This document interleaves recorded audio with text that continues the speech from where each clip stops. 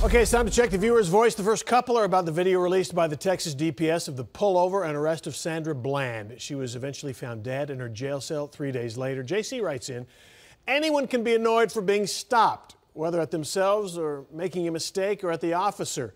You don't have to be happy about it. He had preceded this part by saying you don't have to be happy toward a police officer.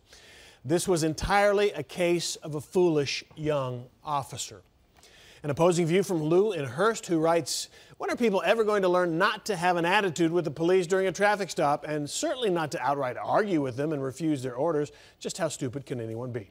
Finally, to our story of armed citizens taking it upon themselves to protect military recruiting centers after the terror attack in Chattanooga. JC writes, the idea of armed civilians protecting military recruiters is not bad. We need to adapt that same idea, armed civilians to guard Southern cultural landmarks like Confederate statues. Let me hear from you, 214-720-3103, or send an email. Click About Us, then contact us at fox4news.com.